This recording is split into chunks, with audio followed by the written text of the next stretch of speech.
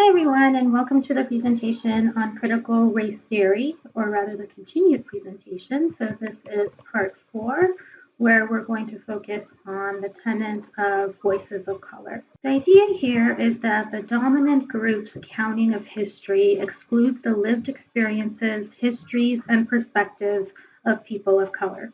Why is this important? Well, critical race theory contends that the social realities of people of color nevertheless give them experiences, voices, and viewpoints that are likely to be different from mainstream dominant narratives. It therefore becomes imperative that people of color advance their own counter-narratives, often via storytelling modes that fall outside the usual confines of academic discourse. Because of their different histories and experiences with oppression, Black, Indian, Asian, and Latino writers and thinkers may be able to communicate to their white counterparts matters that the whites are unlikely to know. Minority status, in other words, brings with it a presumed competence to speak about race and racism. This is one of the more controversial tenets of critical race theory that's received a lot of criticism.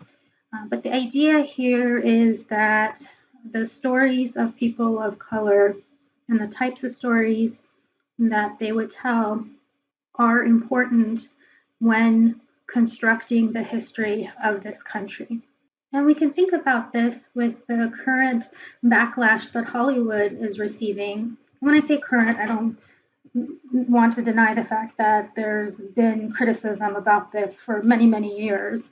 It's just now maybe getting a little bit more attention, is the idea of whitewashing when it comes to hiring people of color, when it comes to writers, directors, etc., nominations for the Oscars, etc.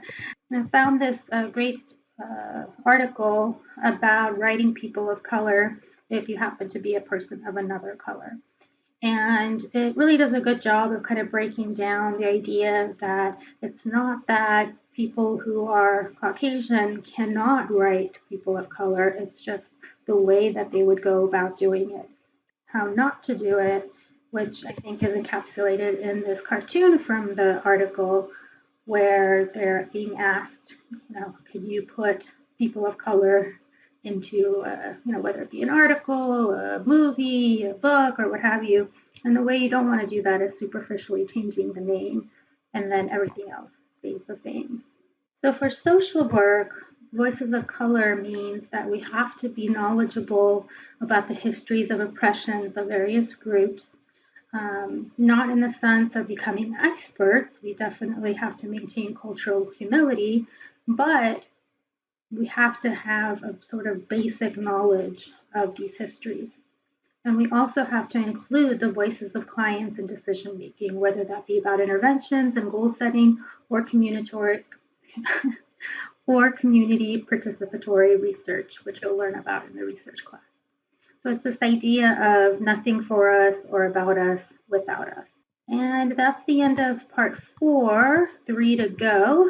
So here's a cartoon about how voices of color are denied in Hollywood and in popular media, etc.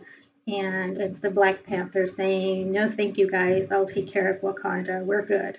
And this is supposed to be Jared Leto and Matt Damon, which have come under fire in recent news for taking on roles that many believe should have been given to actors of color. Okay, so thank you for watching, and I'll see you in the next video. Bye.